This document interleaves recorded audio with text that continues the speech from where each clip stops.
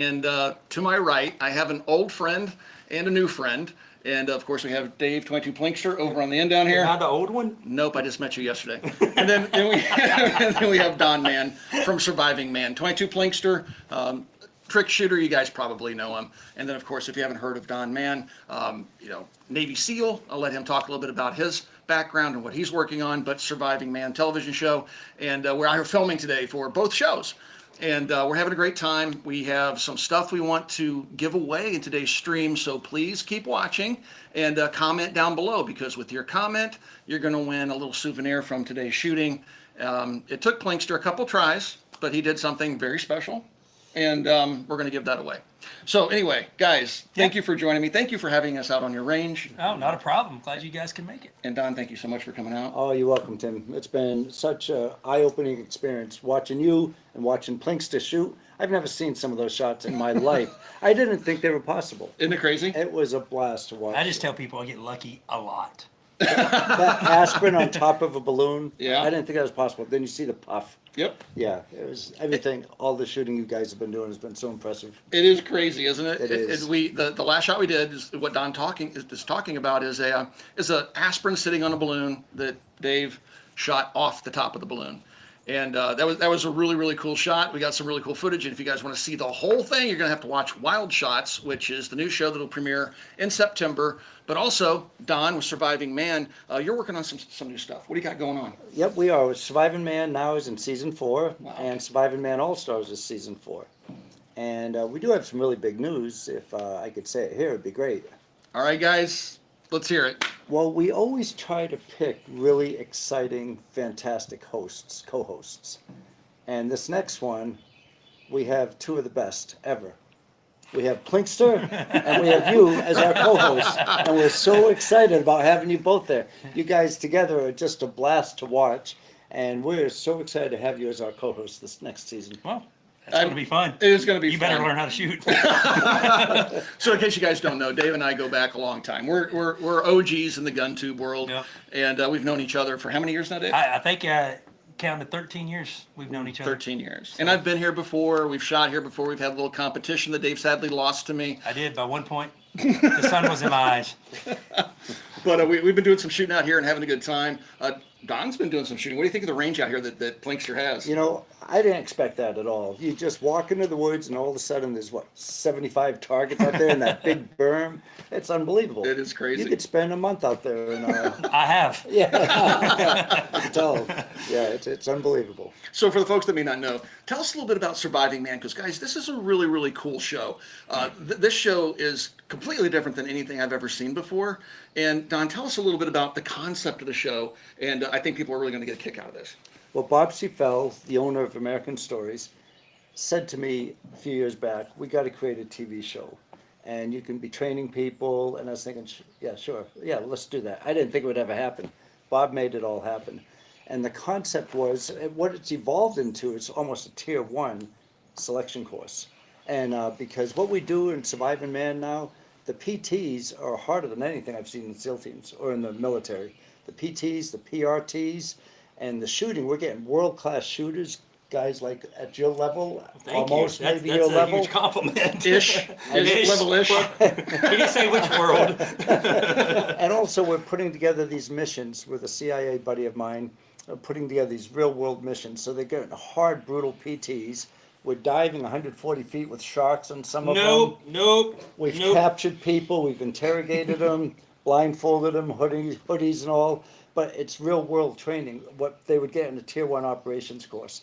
So, and it keeps getting better and better and better, and the missions are realistic, and it's you know, of course I'm there, but I'm so excited when I get to see it on TV. Yeah. It's just good TV too. It is. It's really good TV. And for those that don't know, a little bit about your background. Okay, so my background is military, 21 years, SEAL Teams 1, SEAL Team 2, and SEAL Team 6, and then about 24 years CIA as a contractor. And then on the side, I've always been a long-distance endurance athlete, so I did a lot of the 500, 600-mile endurance adventure races, where you swim, you push yourself to hallucinations, passing out or bleeding. And my motto was always, you know, you got to either hallucinate, pass out, or bleed, or you're leaving something on the table. You're not giving yourself. You're not giving it your all. So blood from any orifice, I'd always say to myself, you're going to bleed somewhere if you push yourself hard enough. So I've done over 1,000 of those in my life, and grief. I love it. And when I got out of the SEAL teams, there was a void for the physical part. I did this as a SEAL too, but with the agency, that covered the operational void. And then I keep doing these, I tried climbing Everest a couple of years ago. I got hurt up there, and I got pulmonary edema and cerebral edema. And I survived it, but it was pretty close. But I just love those adventures. And I always have, and I'm always going to. That is It's nuts. just the thing I thought like walking doing. to the mailbox yesterday was good for me. I Right? was like, I've climbed Everest a couple of times. Well, in this heat, that is insane. In case you guys are wondering, I mean, this is what Tier 1 guys are capable of. I mean, there's different levels of military service, but what you're doing, and I've seen your kind of your area of operation, some of the places where you do your PT, and it's mind blowing. I mean, I okay. So talking about hallucination, I have a little story I'll share.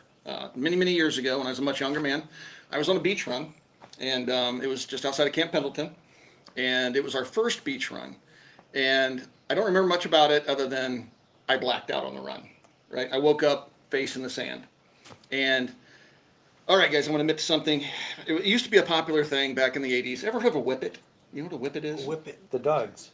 Nope, they're the Was it little. rubber? Oh, the whippets, yeah. Yeah, Yeah, yeah. People Inhale nitrogen, yeah, and you feel like it goes. yeah, Whoa, whoa, whoa, nitrous whoa, whoa. oxide or something. Right, Yeah, right. yeah. So kids used to do that, myself included, way back in the day. You're inhaling Yeah. the stuff that you normally put on, like, birthday cake. Well, anyway, so that's what it was like. It was, I black out. All I hear is this wong, wong, wong, wong, wong, wong, wong, wong, and I was in complete dreamland. I had no idea where I was. And I just wake up to this man yelling at me, "You get up now! Get up now!" And I was like, oh my, and it just all started coming back to me where I was. So when you're talking about that hallucination moment, I hit it once in my life and I hated it. But what you did, though, to me, it's impressive because we all have a line of overdoing it. And if you overdo it, something's going to break down in your body. Or if you give too much to shooting, maybe your marriage might break down a little bit or your relationship with your kids. But with working out or pushing yourself hard, I always believe you have to go over the line and bleed, pass out, or hallucinate. But you did, and because you didn't leave anything at home. I don't believe that now. Now I believe you come up to the line, touch it, and back off so you don't hurt yourself. Yeah. But you don't always know where that line's going to be. Yeah. And Yeah. I love that happened to you. I think it should happen to everybody at some point to know they're given their all. In college, in conditioning and for basketball, coach used to set up 4 trash cans in each corner. Everybody had to throw up before they quit running. Fantastic. Yeah, it was just fantastic. running. Everybody had to throw up. And there was always that one guy that couldn't throw up. He did a lot of running. So we did a lot of running during conditioning. That is fantastic. Yeah, if you say so. This guy loves He's pain. like, yes, I can't wait to run and throw up. So keep in mind, if you wind up on Surviving Man, you are going to reach your limit. You are absolutely going to be pushed to your limit. Well, you know, now we have a group, sometimes we'll have 6 or 8 or whatever that number might be. So my job is to make sure I bring it up so everybody's pushing themselves at some level, but not to go over that line. Yeah. And nobody's been hurt, and I've never hurt anybody doing these things because you get this awareness of what's too hard for somebody, and then you just back off a little bit. Yeah. And all the times, you know, being military, I'm always asked, hey, how do you get in the military? How do you train to be a SEAL or a Ranger or a Delta or something? Or how do you train to climb a mountain? And I always mumbled my way through it for years. And then finally, I put it in 4 easy to understand sentences. And I love saying it to young children because if they did follow this, I wish I followed it as a young child because I would have accomplished a lot more than what I ended up accomplishing. But I think every day, just make it a point to get stronger. And you figure out how that is, CrossFit, whatever it is, just do something to make yourself stronger. And then every day, do something to make yourself faster. I can show you basketball coaches, and when you were coaching, you were doing the same thing. But every day, do something to make yourself stronger and faster. And if it is a SEAL you want to be, learn and get smarter about the SEAL community. Learn what they were doing in Vietnam, even World War II. And the 90-plus countries they're in now, the military, and what weapons they shoot, and how to skydive, and how to dive. Just get smarter. And most importantly, and I learned this the older I got, every day do something good for somebody. Because if you're a kid, if you're 12, 15, 16 years old, and you're training for something up here that's big and hard, by the time you get to selection, you might be the strongest guy there, you might be the fastest, and you might be the smartest, but you're the guy everyone wants on the team because you're so used to doing good things for people. And so now, in Survivor Man, that's kind of the philosophy we push. Every day we're going to push you to get stronger and faster, and we train them in something real world, even preparing for the mission, or what to do in captivity, or what you do if you're diving with the sharks, or just we're training them for something that's real, and then we incorporate, do something good for somebody, because that's what makes a good team. And if everybody thought that way, my God, that team is strong, and they're fast, and they're smart, and they're all helping each other out. And that's kind of the philosophy. And that we produces great Americans. I'm thinking of all this stuff. Okay, so everybody has at least one fear. Okay, at least one fear. Is there anything that you're scared of? Democrats being in office. Okay, well, I've got two. Okay, number 2. I've got two. I got one is heights. You think me being 6'6", like I would be? I'm terrified of heights. Get an airplane, a helicopter, no big deal. But if you get me 20 foot on an extension ladder, I get vertigo. I can't keep my balance. Don't like heights. And 2, I don't like taxes. Those are the 2 things I'm scared of. So taxes and heights. It's not the taxes I'm scared of. It's the armed IRS agents I don't want to deal with. So what do you? Yeah. What's your thing you're afraid of? You. Okay. I've outshot you all these That's why you're years, sitting and I over there.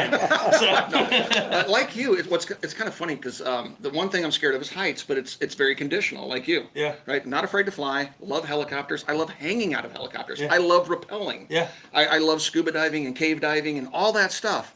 But the minute you put me on a walkway, like the grates you can see Yes, through, yes. and I'm on top of a building 6 or 7 stories Yep, up, dunzo. I get the vertigo, and I'm like, I get that chill, like I don't want to move. Yeah, I can't look And I have over to a push railing. through it. Like I feel like I'm falling. Like you go to Panama City and you rent the condos and you're 20 floors up and they have that little bitty railing. Yeah. I'm like, no, I'm good. Oh, and my daughters, they would get up there and just hang on. Right. And I'm like, just stop. I'm freaking out as a parent.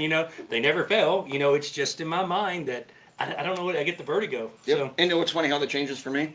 You walk up to that railing. Railings don't typically bother me, but if I walk up to that edge of that thing, if you just tie a rope around my waist, like a rappelling harness, and I've checked it, and I'm totally fine. Trust That's your so gear. crazy. I trust the gear. Yeah. Yeah. But it's when you take the gear away and I'm just out there hanging up there, and then I'm like all freaked out, which is kind of funny. But one of the things, guys, that we've been doing out today is doing some incredible trick shots. Dave's been mostly doing those trick shots. And one of the trick shots that he pulled off was this. This is a knife. We were filming with Kyle Lamb, if you guys don't know who that is. He's a Delta Force operator, has Viking Tactics, which is a training company, but he's also been working with We Knives to come up with some knives that he helped develop. And this is one of those knives. And what we did is we took this knife and we stuck it in a piece of wood.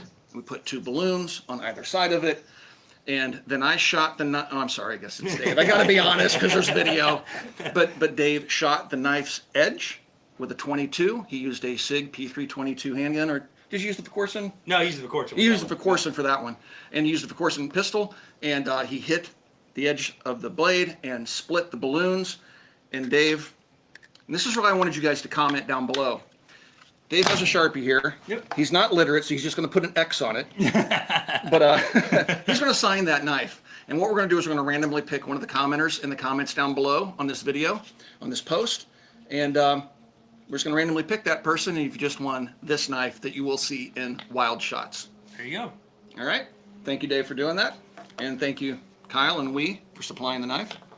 But yeah, so that was really fun. So what was your favorite shot today? Well, that splitting the card. The card is facing this way, and when Plinkster shot it, he shot that card. I couldn't believe that could be done. Right. He split that card in half. Yep. I mean, that was my favorite up until I saw the aspirin pulverized without The aspirin popping was the good. balloon, Yep. and how you walked it down. Yeah, you got to this start one high is- with those things. So you start high, walk it down, walk it down, walk it down, because resetting takes about 5 to 6 minutes of blowing up the balloon, putting it on there, putting the aspirin, make sure it doesn't fall. So Luckily, I got it in a few shots without popping any balloons. There were no balloons harmed in making it. But an aspirin didn't do so Yeah, the well. aspirin did not do well at all. So it's just your, typical drug abuse that I do. I'm shooting aspirins. But every shot you did I was completely overall impressed. On every single shot, thinking, I don't know if this is going to work. I was feeling bad for it. No, yeah, Thinking this might not and, work. and people don't understand. Like, I don't get this stuff on the first try, and I've said this publicly 100 times. It's not when I do trick shots or any kind of trick shooting. It's not to focus on me. Okay, I don't want it to focus on me. I want it's an art that's almost died out now with all the great Bob Mundens and the Tom Knapps, Annie Oakleys, and all that stuff.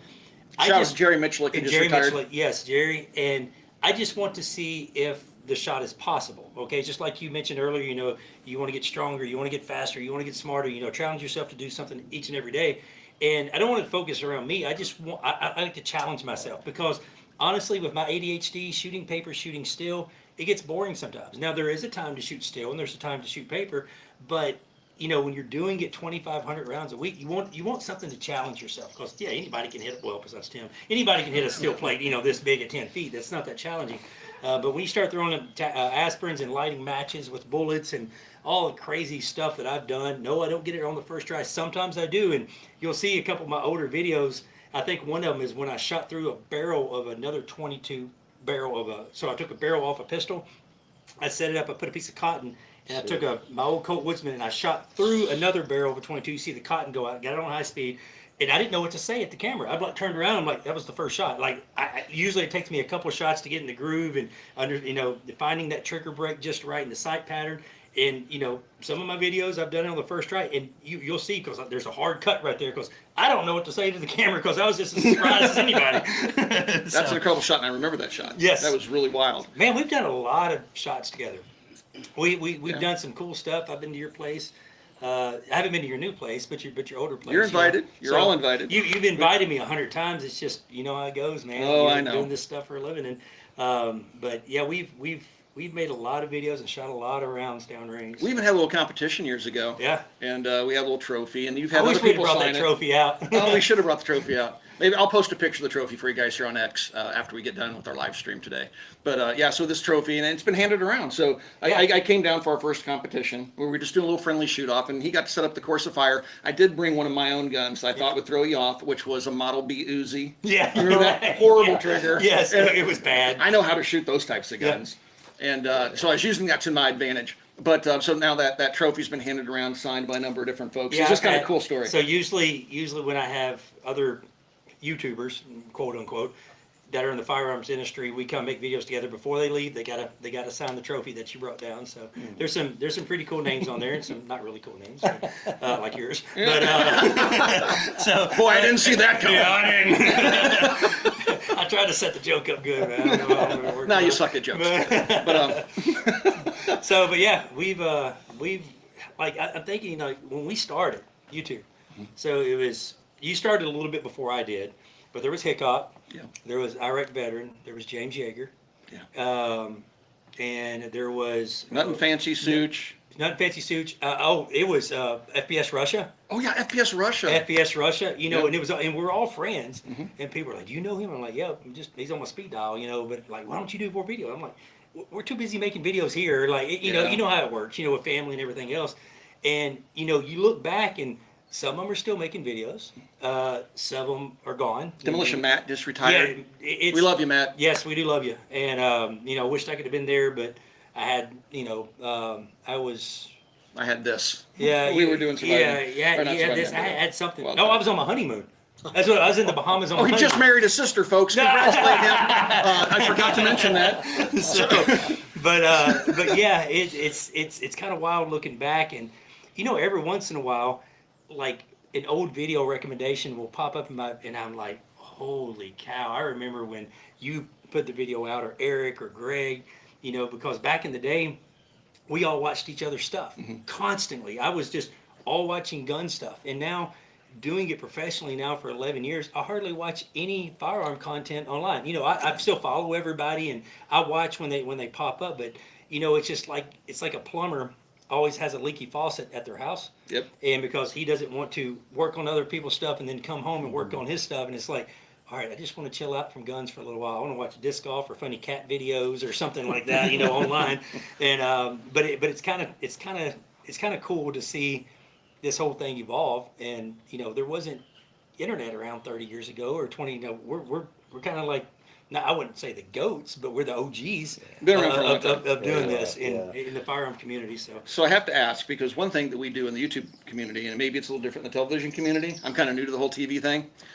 You know, in the YouTube community, the first thing we do when we get together is apologize for not watching each other's videos, right? Am I wrong? I'm like, well, just did a video on this. Oh, I'm sorry, I didn't see Yeah, it. we're like, I'm sorry, man, I have not watched any videos lately. You know, we always apologize to each other because we're so busy with whatever it is we're working on. So does that happen too in television when you can meet up with other folks that you've worked with over the years? It does, because I don't really watch TV. So whenever people talk about TV shows, you got to watch a show. I have this blank look because I don't really watch TV. Right. So I'm really out of the loop when it comes to what's going on TV. Isn't that funny? So it's the Yeah. same thing. So Yeah. in YouTube, we don't really watch much unless we're looking for something specific. Exactly. And then in the television side, it's the same thing. Yeah. So you guys get together. It's like, hey man, I'm so sorry I didn't watch your show this season, but this is what we're working on. You know, and it's Yeah. just kind of funny. Yeah, there's two different kind of people: those who create content and those who watch content. Yeah. And you know, you can't really watch content if you're creating content all the time. So. Right. And when we got started in YouTube, what we now call GunTube, there wasn't a whole lot of firearms content. Like we were trying to, at least my vision originally with the Military Arms Channel was to, you know, do a magazine and video format because it just hadn't been done yet. And Yeah. YouTube opened that door for us, right? Because there's so many things I didn't like about the magazines. I'd read an article and I'm like, I don't think that's necessarily true. And then I'm thinking, I want to write an article, but then I thought, well, no, I can actually make a video. Yep, yep. And I started posting videos on discussion forums instead of pictures. You remember those days? Yes. Yeah, no, And yeah. everybody's kinda- posting a picture about a new gun they bought and then And doing a that little write stuff up. and doing that shook the Second Amendment community Yep. because they're not just getting it from one person. And I think that it's good because you got Oh, it's TV, you got amazing. internet, you got everybody, because everybody's got an opinion. Yep. You know, I'll make a video on a firearm, you'll make a video, and you know, I'll give it high praise. I'm like, man, this thing put 1,200 rounds through it with the rimfire, hasn't messed up one time, it's accurate. And then I'll get an email like, that's the biggest piece of junk I ever got in my life. I'm like, well, did you contact the company? Because sometimes there are limits. You know, Yeah. this stuff is mass produced, even though you try your best to make something reliable, and sometimes it just doesn't happen. You know, and so it's kind of good that we can now look at magazines, we can look at TV, we can look at, you know, the internet, 100 different places to get a good opinion on a firearm or ammunition or a flashlight or belt, whatever it is now. I think it's wonderful because you shouldn't take just one person's opinion on anything. Yep. You know, especially on a big purchase. Now, I'm not talking like, you know, you buy a pair of shoes or something like that, but firearms, they're not cheap if you ever bought one. So, Yep. No, I think that what's really cool about social media, I mean, it has its ups and its downs, right? What's really neat about social media is anybody can become a content creator. So the whole reason we're sitting here having this conversation right now and we're filming wild shots and all that other stuff is because of what has happened over the last 17 years with YouTube. So it opened doors for me and it's opening doors for other people. There's tens of thousands of people out there now making content, millions of people making content, but tens of thousands of people even just making firearm Yep. content and related content. And I think every voice is important. absolutely. Every perspective is important. That's the beauty of social media is the fact that we can get out there. We don't have to wait on the mainstream media anymore.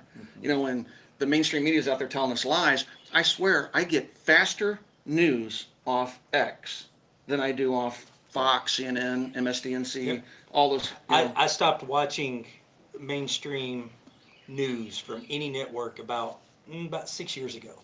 And I get all my news on social media. Yep, a lot of people. And the good thing about that, you can do it, and then you can Google it and to see fact checked it and everything else to make sure it's correct. Yep. You know, before YouTube and social media, if someone said a lie on TV, you couldn't just leave a comment in the comment section while you're watching the TV. Right. That's why social media is so wonderful. You can hear the voice back and like, hey, no, I think you're misrepresenting this or something. You know, I get called out all the time because it's not that I said something on purpose that was untrue. It was just something I didn't know. Right. And so I'm glad that people can comment like, hey, no, this is what you do with this gun instead of this. And I'm like, hey, you're right. I'm sorry. I didn't know that. Yeah. So, but that's the beautiful thing of social media. Yep. Unlike TV, on a couple Yeah, times. that's right. I watch That's TV right. when I want to be entertained, you know, and I don't really want to, I guess, get my blood pressure up too much. So, but yeah, I'm a big, I like watching movies. That's about the only time I watch TV. Yep, I think it's fun because it allows you to interact right, with the audience, where in the old days with movies and just straight up television, now there's a blend between television and social media. Streaming is becoming normal. And so I think there's a blend of that interaction where you can have interactions even on the television side, the streaming side with your audience. But that's one of the things, like you said, I think is really cool about social media is we can interact with the audiences in real time. Yeah. So instead of just pushing information out for you, you can also respond back to us. Yep. And I do read the comments, right? I So- read every comment. I have like, if you subscribe to my channel, watch my channel, I read every single comment. Now I may not answer them. There's just no way. No, You know, no. especially after you built a library of 1,400 videos on 3 different YouTube channels that you've ran. There's no way that I can answer them back. But I read every single comment on Facebook, Instagram, and YouTube. Every one of them. That's awesome. Well, guys, I want to thank you both for joining me for this live stream. Don, thank you so much for bringing us into your show. Thank you. No, thank you, bud. I really Plinkster. hope Plinkster doesn't let you down. I'm so excited to be working with both of you. Thank you, I'm so man. excited about I it. better learn to I'm shoot. really looking forward to it. You're going to get a good experience. Matter of fact, I think Don has a special training regimen just for you. Yeah, as And, long as it didn't involve anything physical like running or kneeling or jumping or heights, I'm good. So, All right. If it's just pulling the trigger. Well, folks, thank you so much for watching. Be sure to watch out for Wild Shots. It'll be coming soon. And also, please check out Surviving Man. We'll talk to you guys soon.